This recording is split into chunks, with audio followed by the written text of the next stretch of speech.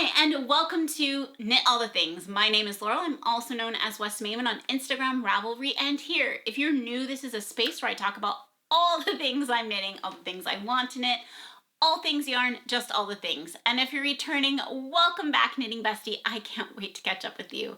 In this week's episode, we are going to talk about the Rota Jumper. This is a pattern by Irene Lin, and I cannot wait to share it with you. I've had so much fun knitting it, and I think you're gonna love it too. We're also going to talk about my plans for the upcoming Yarn Festival season. I am so excited. This will be kind of my first yarn festival experience, and I really can't wait to share it with you. We are also going to talk about a new cast on, and I'm going to announce the winner from last week's giveaway. So grab your knitting, get cozy, and let's jump right in. I also should mention that my puppies are in the room with me, so if you do hear some little noises, that's what you're hearing. So let's touch on what I'm wearing real quickly. I did a whole episode on this Misurina. It is a pattern by Caitlin Hunter. I used Spin Cycle yarn in Shades of Earth and Knitting for Olive in her cotton merino in the colorway Slate.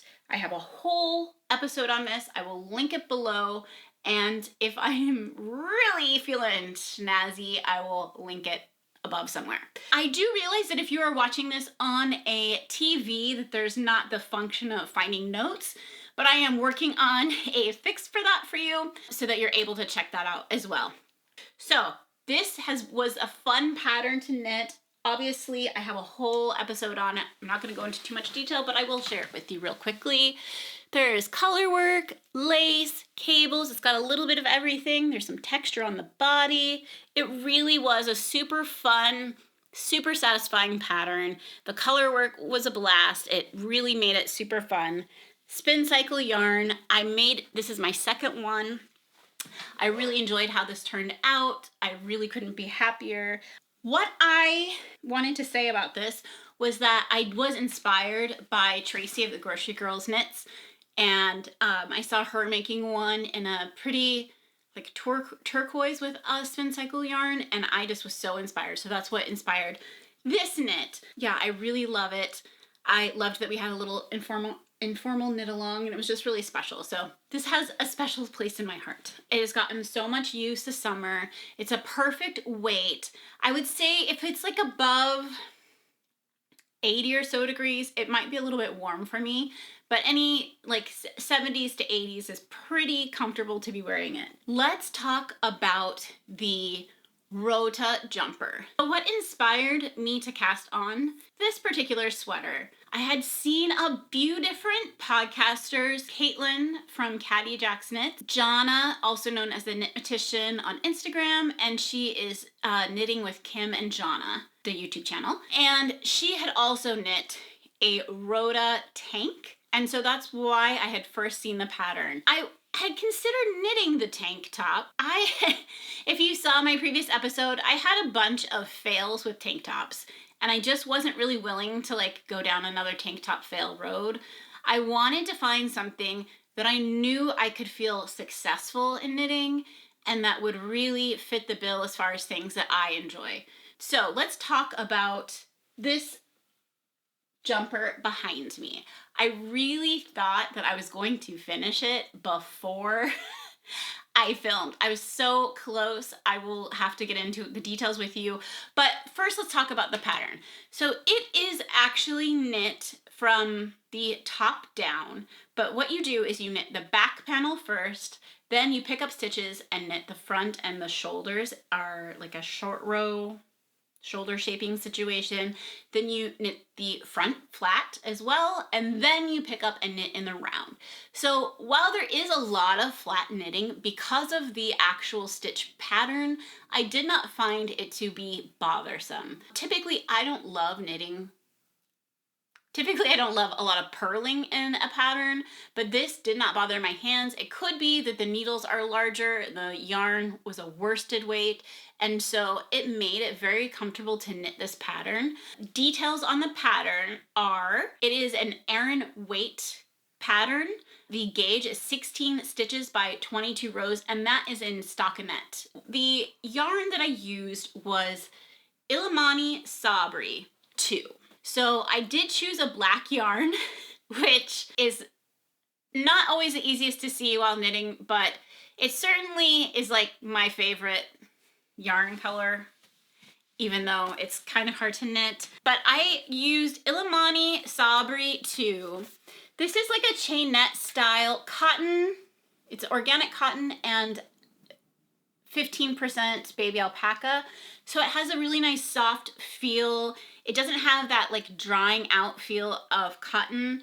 And it is chain plied, so you're not really running into the problem of like splitting the plies. So it's really, really pleasant to knit with. This is their worsted weight. The Illimani Sabri, like just Illimani Sabri, is a fingering weight. So this is their worsted weight. I've talked about this yarn before, and I really, really do love it. It's just so like cozy and soft to knit with. I think it's a really nice cotton yarn, one I would definitely recommend. I just really couldn't say more nice things about it.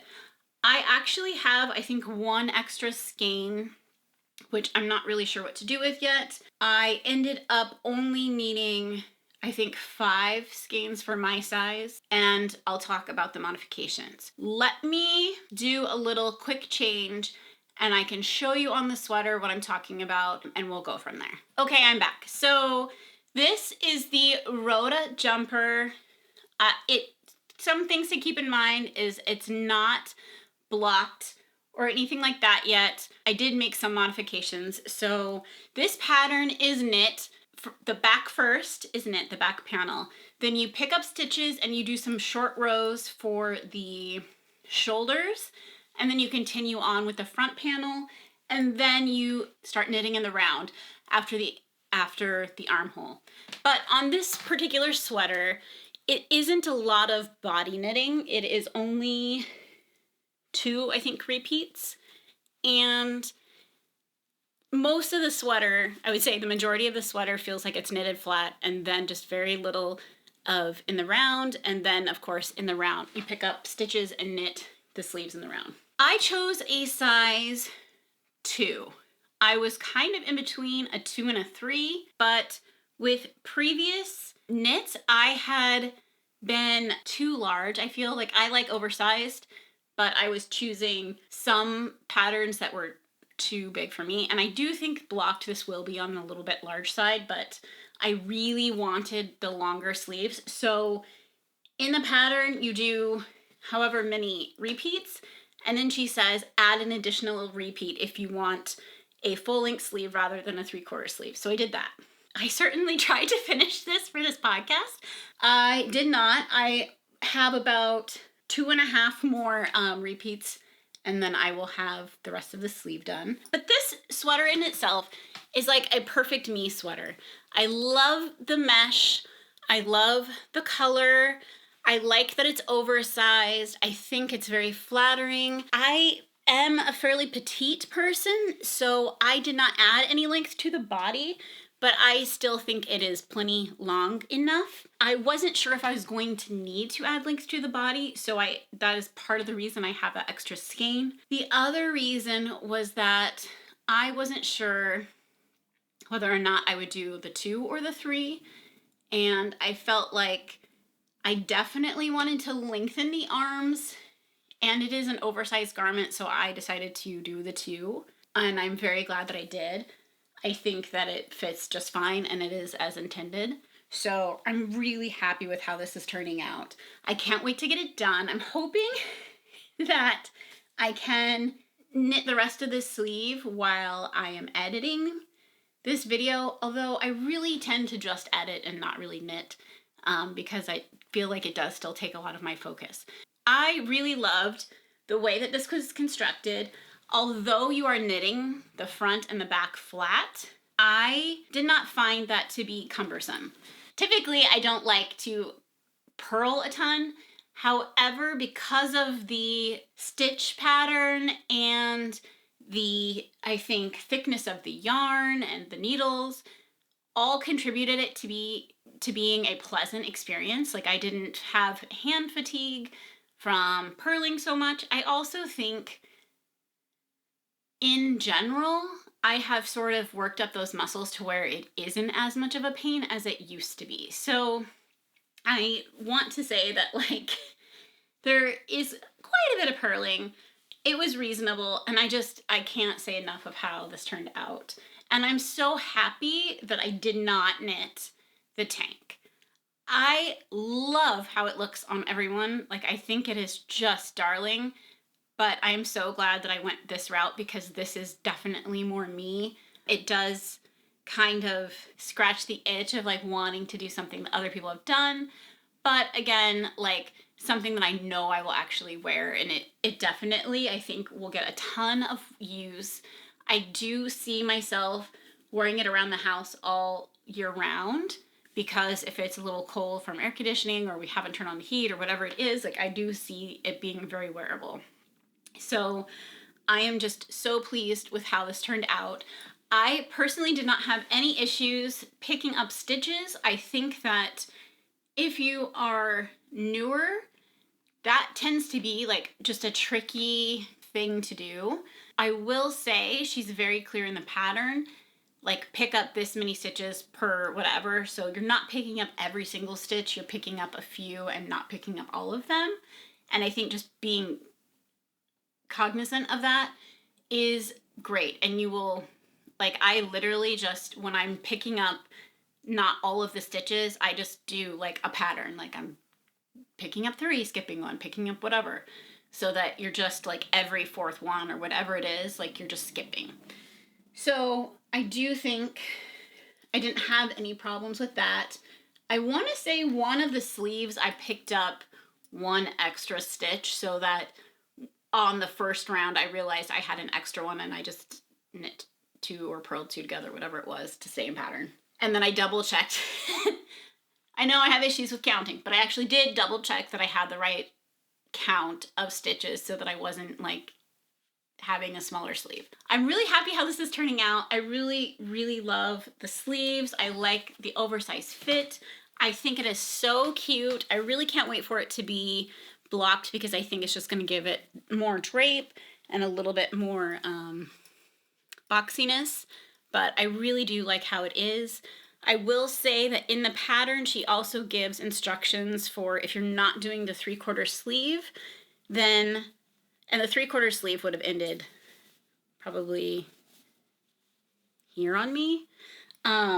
If you're not doing this length, then when you go to decrease, there's an instruction, which just to be aware of, that you do your decreases more rapidly than if you were having the sleeve shorter, which makes sense because your wrist is definitely smaller than like your forearm. So overall, it's not done, but I have had 0 problems with this. I will definitely have enough yarn to finish this sleeve. I didn't have quite a full skein for this other sleeve and finished it with a tiny bit of yarn to spare. So this sleeve, I had a whole skein, no problems. So I will have that whole skein left over. And again, hopefully maybe tonight I will finish it. That would be great. And yeah, block it. So I'm very excited about this. And Irene really designed this beautifully. She has a few other patterns I'm super interested in knitting. I really, really want to knit one of her vests, and I actually already have yarn for it. So it is definitely a winter garment, so I won't be knitting that right now, but I definitely think that in the future it is something that I do want to try out, and it's a very pretty cabled vest. I also want to say that this pattern, if you look at all of the different projects on Ravelry, there's certainly a lot of very colorful versions of this, and they're all just so pretty. So if you are like, there's no way I'm gonna knit a black sweater, don't, because there's so many like great inspiration ideas. I will say that with this being a worsted weight yarn, the pattern is for Aran weight and the gauge is 16 stitches to 22 rows. And one really amazing thing about her pattern was you're not doing the gauge off of the stitch pattern, which, thank you, I love this. You're just doing a flat swatch. So with the flat swatch she has you then just get your like whatever needle to get the gauge of 16 stitches by 22 rows is what you need. And that's what I got. I think that's smart because you do knit a lot of this garment flat. I think if you were a knitter that had a definite difference in your purling to your knits, you would just want to keep that in mind, or you might need to knit the flat parts one way and then maybe change needles when you're knitting it around, or just stick to one. I know sometimes people who knit one way and purl a different way will sometimes switch like needle tips depending on which way they're going. But I think with the style of this pattern, I don't think that would be an issue.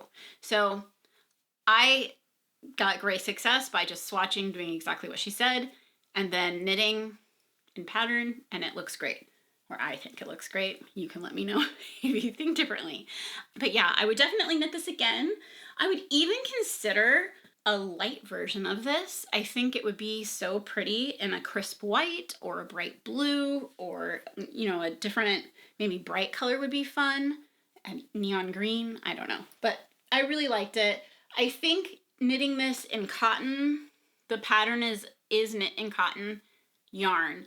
And I think it makes a lot of sense because cotton has that stiffness that definitely gives you this nice definition. And I think that a wool yarn, while you could knit it in wool, you just might get a different end result. Like you might actually have, like once this is blocked, I think it's just going to be the way it is. And if you had a wool garment, it might be different. Or your like the integrity of the fabric would be different.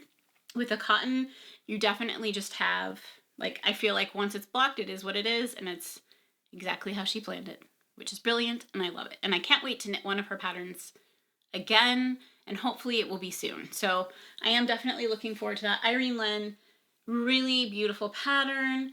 And if, again, you're not a jumper sort of person, the tank is very cute. It's the same stitch pattern. I think she uses a little bit different yarn, maybe just a worsted weight instead of this Aran weight, but I think it's very similar. And if it is worsted weight, you could use this yarn because it is also a cotton blend of some kind, I believe. So yeah, that is the Rota Jumper, and I highly recommend it. I really couldn't say more positive things. It was just what I needed. I really, again, was getting burnt out on just stockinette. I wanted something slightly more challenging. And this has, I don't remember what the repeat is, but once you get going, you certainly can read your stitches because you're making these like X patterns. So for me, I knew that I was gonna make like 4 holes and then I was gonna have like the line again. And so once you kind of know where you're at in the pattern, it makes it super easy. Yeah, again, I can't say more nice things. I really loved knitting this. I've enjoyed it so much. I really wanted to finish it, but I just couldn't stay up any later. I was too tired. So that's that. Okay, so I'm going to change back into my tee because I don't want to lose stitches, or I have yarn attached that's keeping me kind of stuck here, but let me change and I'll be right back. All right, so I'm back. Okay, so that's all of the knitting that I've knit for the most part this week. I did work on my husband's sock. Fun story. We took the kids to a nearby park that had a splash pad, and then it also had like a nature walk, like a boardwalk through this kind of marshy area around the park. And so we took their bikes and they rode their bikes around, and I thought, oh, I don't know why I thought this would happen, but I thought, oh, I'll bring my knitting and I'll knit and walk on my sock. And I did a couple of stitches, but really kind of needed to be paying attention and trying to catch up with the kids on their bikes. So I didn't really knit on it that much. But as I was walking, we got to the very end and we were going back to go play on the splash pad. And I realized that my yarn ball inside of this was like bouncing around. I thought, that's strange. It hasn't been doing that the whole time.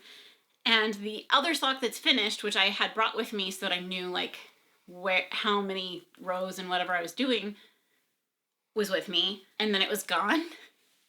And I thought, oh my god, I like have had a hard enough time finishing these socks, and now I don't even have the first one. Like, what the heck? So I was like, well, I guess I'm gonna have to now retrace my steps all the way back through the thing. So my husband took the kids to put the bikes away and whatever, and I went to retrace my steps, and I came across this couple and was like, hi, this is a weird question. Did you see a green sock by chance on your walk? And they said, yeah, it's just right around the corner. You're almost there. So it was right, like they must have left it like very nicely so someone could see it as if they were walking by, but I got the sock back. Still I'm not done with the other one, but I actually think this is going with me on my trip to Seattle, so I don't think I'm going to work on it until I'm on my trip, just so I have a little something with me. Again, that could change, but I think that's kind of my plan. I'll talk more about that trip in a little bit, but that's kind of one of the things I've been working on, but very slowly, and I think I'm going to hit a little pause until I'm actually traveling. So, and this is my geometry cocoon bag. I got it a while back. It has like a small handle, which the way I have this hooked up, you can't really tell, but it has a little small handle, so you can hook it around your arm, or you can wear it over a shoulder, which is how I like to do it. It kind of stays out of the way. And typically, I don't lose anything out of it, except for that one sock. But it also, I feel like, has enough sound for me that I could tell pretty quickly that it had fallen out, so I guess that's good. But we'll talk more about travel knitting in a little bit. So, since I finished this one, or I'm almost done with this one, I am trying to plan what is next for me. And I have talked at length, so I'm not going to really go into depth, but I think I will cast on the Cumulous tee by Petite Knit. I think I will cast it on without trying to hurry up and get it done. Like, that just might be a cast on either to travel with, like, I don't know yet, because I'm only really going to be gone overnight. I don't need like 50 things to knit while I'm gone. That's as much as I feel like I need a ton of things. I don't think that I need a ton of things. What I am toying with the idea, which I don't even know if it's possible, I kind of want to challenge myself to cast on and try and finish in a week. Like, this didn't take that much time. Like, the whole body of it didn't take that long, so if it was short sleeved, it would have been done. But I did have a couple of weeks for this. I think I cast it on maybe 10 days ago, maybe 12 days ago. So this is really like asking a lot of myself. But what I kind of want to do is cast on the Uptown Tee by Tori Yu. I love this design.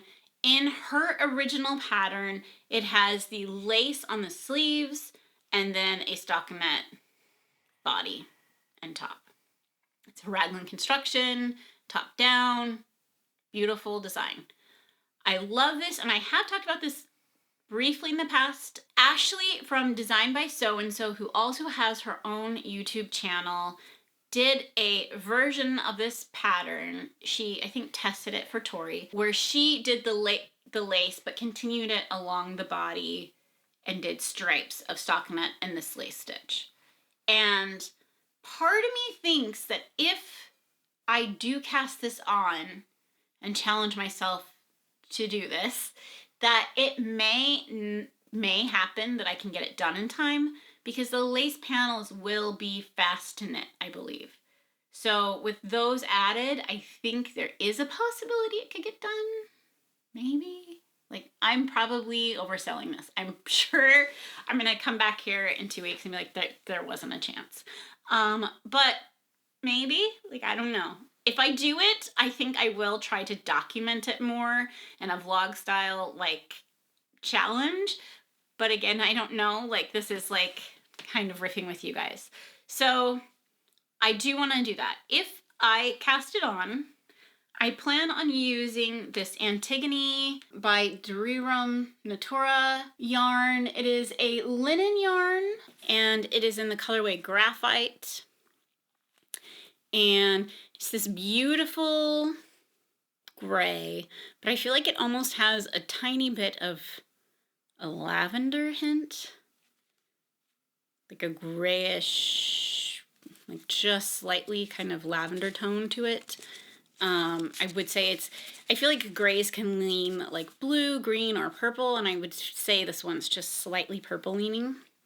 But it's really pretty. I love the sheen of it, and I think it is just a beautiful yarn. I purchased this at my local yarn shop, Ritual Dyes, but there is also quite a few colors and a lot of stock at the La Mercerie yarn shop as well that I was looking at, so I'll link both of them. I think this graphite color is new. There's a few other newer colors, but I'm super excited that I got this.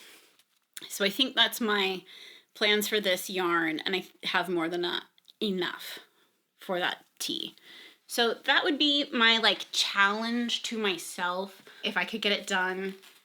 It's kind of fun to think about, like really trying to do something last minute. Kind of. I just don't know that I can. Like, I often will say that it's rare that I try to challenge myself and actually finish on time.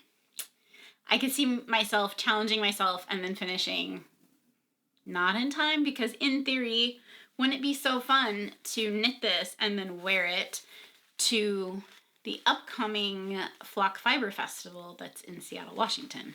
I think that would be fun. It's probably not possible.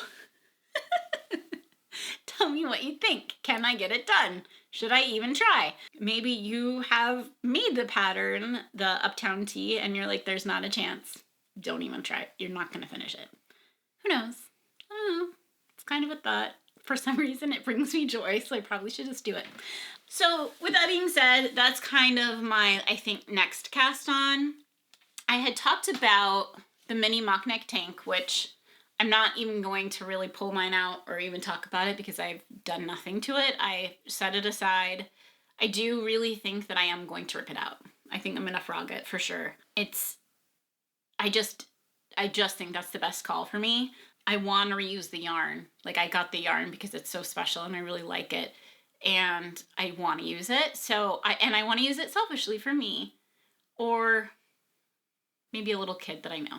So that's kind of where I'm at with that. I had originally purchased this to knit a mini mock neck tank, and now that I think I'm going to just fully abandon that idea, I do want to use this perhaps for a White Mountains, either light or the regular pattern, in the sleeveless version. That is a pattern by Midori Hirose, and she released the sleeveless update within the last couple of weeks, and it is a pattern. Once I saw her sleeveless version, first of all, the sweater itself is beautiful, and then once I saw the sleeveless version, I want to just knit both. So I could use this for that, and I think I would use it as a vest and not as a top. I'm pretty sure I would just end up using it as a vest, which is why the merino yarn would be fine for me. And I really love this color. It's so fun. I'm trying to see if it is really reading correctly color-wise. But it is purple, but it definitely has a bright blue undertone, and it's just a really fun color. Anytime I see a blue or a purple in this range of color, it really draws my eye. I have like a vintage blue silk top that I really love that's like very close to this, like, to me, neon purple, neon blue color. But yeah, so I think that's what my plans are for this yarn. And yeah, so who knows? If I were able to knit and finish the Uptown Tee then I could cast this on. Guys, it's like I just want to cast on everything. It's dangerous. Dangerous. Okay, so that's kind of all the like knitting yarn, but not all of the knitting yarn. So what I'm thinking, there's several yarn festivals coming up. The first one coming up is the Flock Fiber Festival, which is August 4 through 6 in Seattle, Washington. That is, I'm filming this on July 29th, so it's a week away. And I am planning on attending. I am attending, so I'm very excited about it. And the kind of special thing is it's their first year of doing this festival, and it is my first yarn festival. So we're gonna have our first together. I'm really excited. I kind of don't know what to expect. I've been to other events that I imagine are similar. So I used to make jewelry in a past life, and when I did, I would go to gem shows, and so there would be booths and stands of people with all of their gems and rocks and accoutrement. And so in my mind, I feel like it's going to be much like that. There is not any real classes that I'm aware of. If you are attending, there is sorry, that's my dog. There's so many yarn festivals coming up.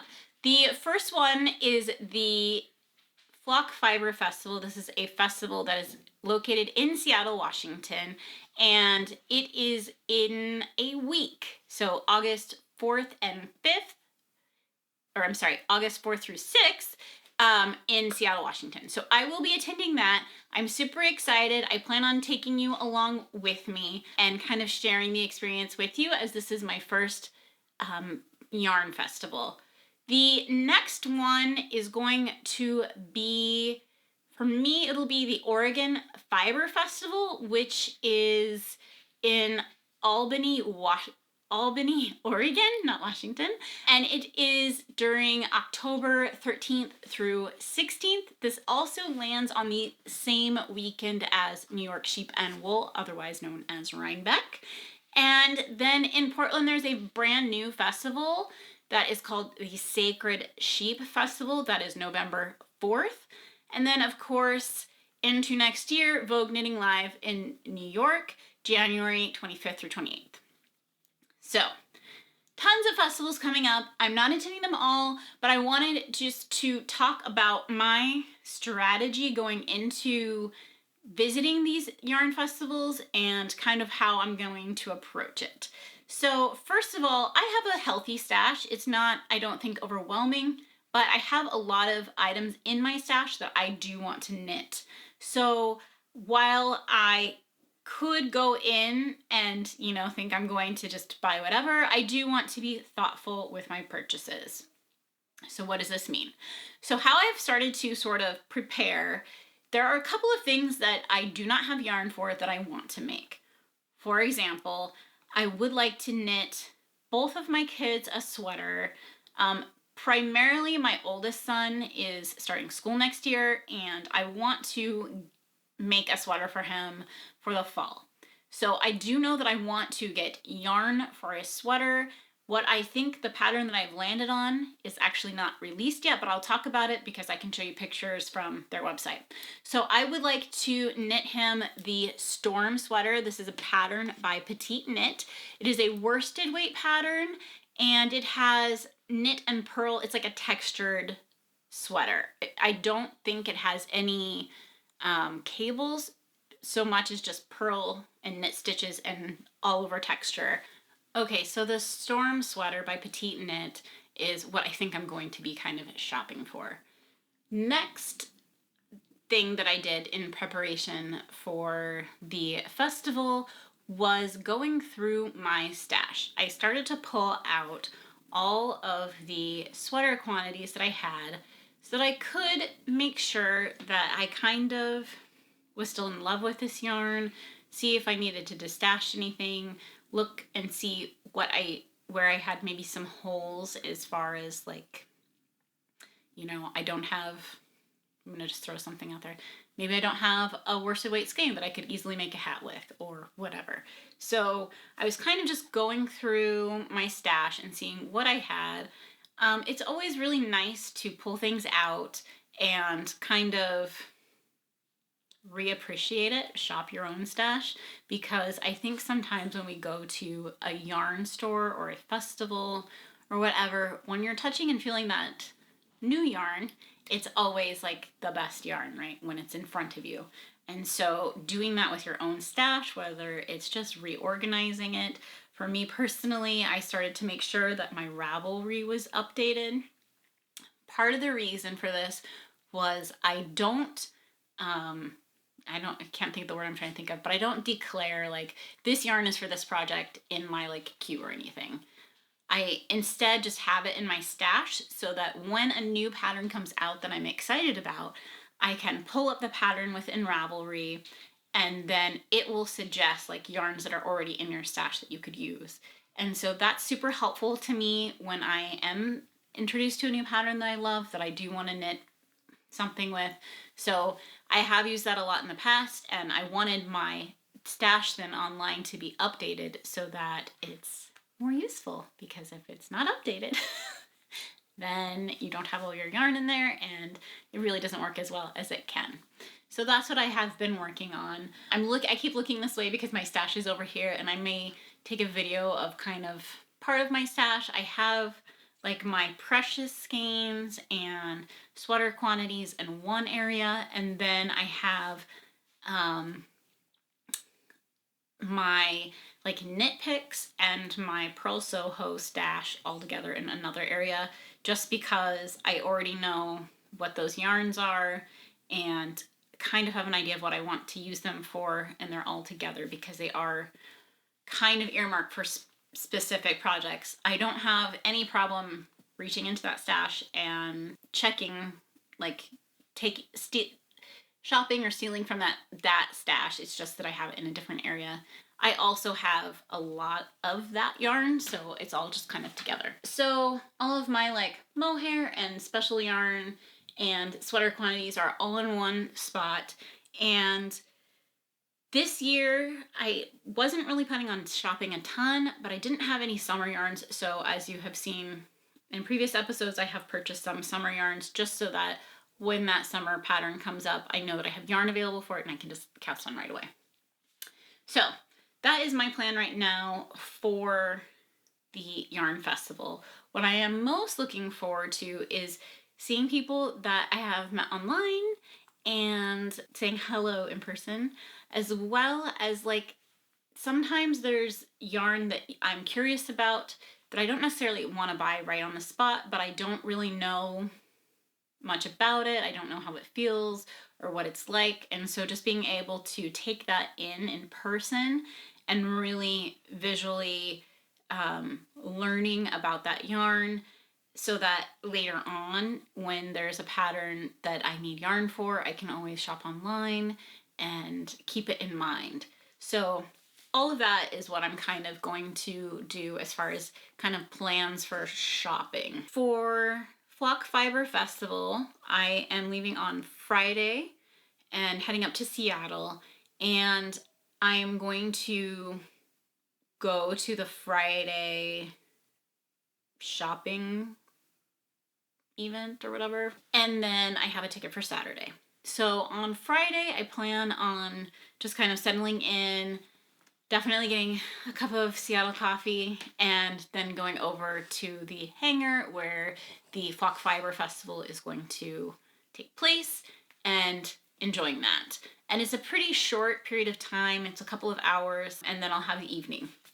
So I'm really looking forward to that. This is the first time that I will be away from my family overnight in quite a long time. Previously, I used to be a flight attendant, and so I was gone more often, but not with my second child.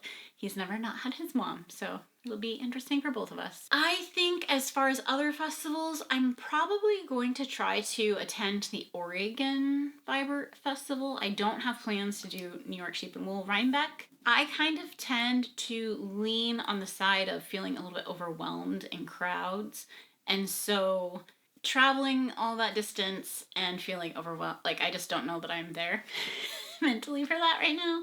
But I'm definitely always jealous of seeing everybody's Rhinebeck sweaters and following along online and enjoying it in that way. Let's see.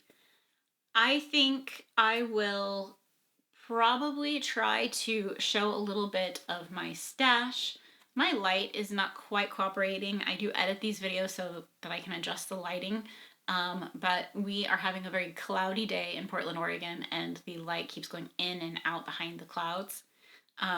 So 1 minute I feel like I'm hot and sweaty because there's so much sunshine in this room, and the next minute it's almost dark. So I apologize.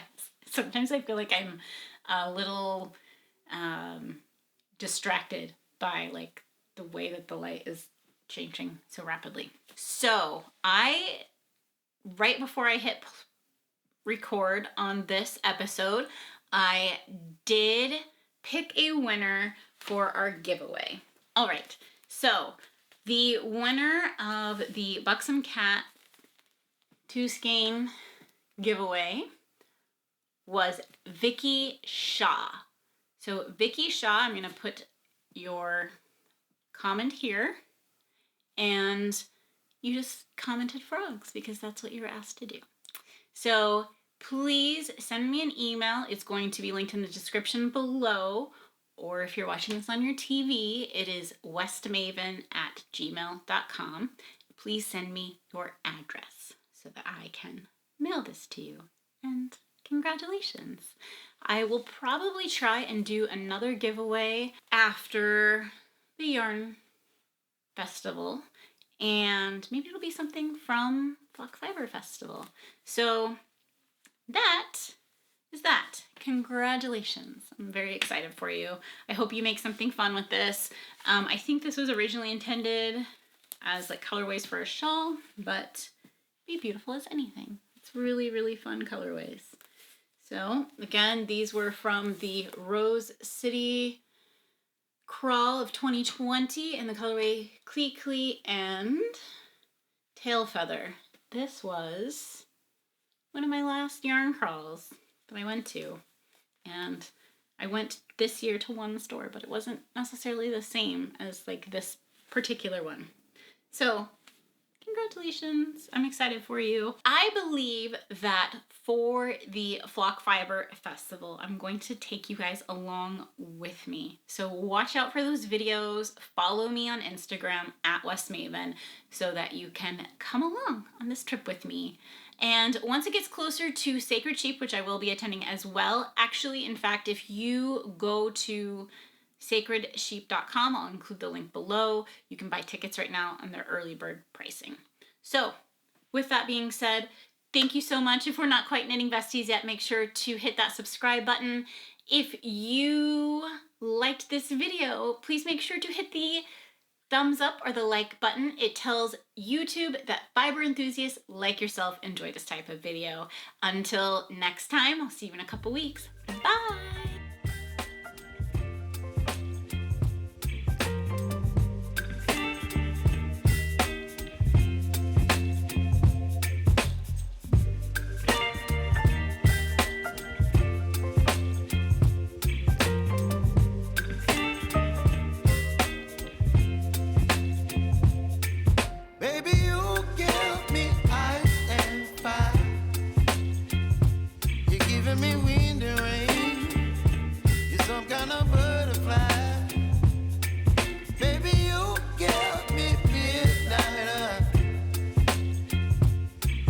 My appetite, don't leave me here.